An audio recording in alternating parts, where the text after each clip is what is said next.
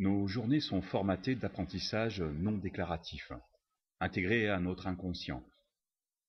Reconnaître une odeur, un visage, parler une langue étrangère sans réfléchir à chaque mot, désigner un objet par son nom ou se souvenir d'un numéro de téléphone est une gymnastique neuronale d'une grande complexité, qui s'inscrit dans une mémoire qui surgit sans que l'on sache comment.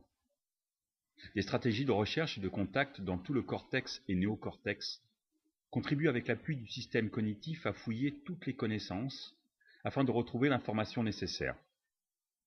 Maintenant, est-il vraiment important de savoir ce qui se passe pour que cela se fasse? La science ne juge pas ce qu'elle n'explique pas et pour autant ne le repousse pas. Un comportement est une stratégie pour atteindre l'objectif désiré. En vieillissant, les objectifs changent avec les priorités. Pour changer d'objectif, il faut donc changer de stratégie. Nous devons à ce moment-là accepter que notre façon de faire n'est plus la bonne et désapprendre un comportement pour réapprendre.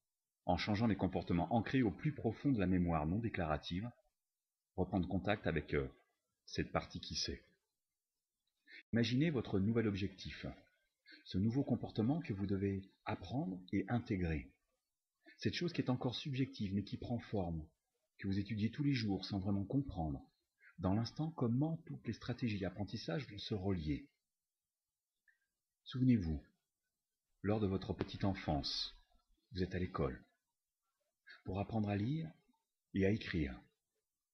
Vous avez entendu parler des mots lire et écrire sans avoir la moindre idée de ce que vous alliez en faire. Comme ce nouvel objectif que vous mettez en place maintenant. Vous avez vu et entendu le résultat que vous obtiendrez sans savoir vraiment concrètement ce que cela va transformer.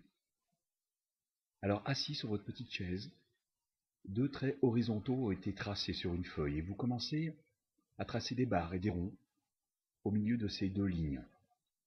Comme aujourd'hui, vous reprenez les bases de votre objectif en recommençant à zéro patiemment.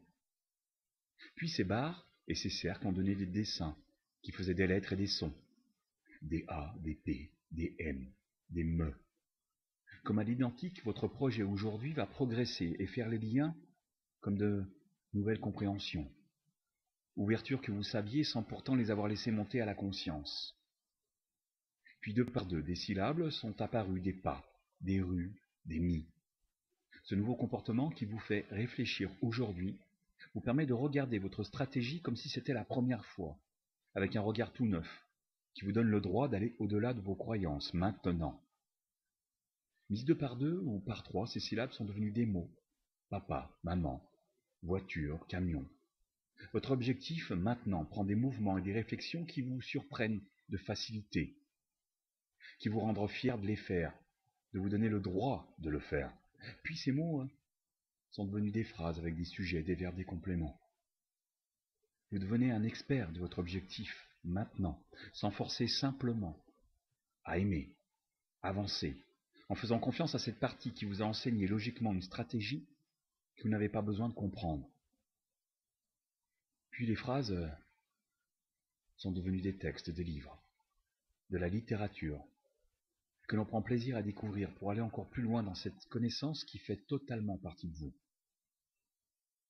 Intégrez maintenant pour agir sans avoir à réfléchir comment la gymnastique neuronale se met en place dans l'apprentissage.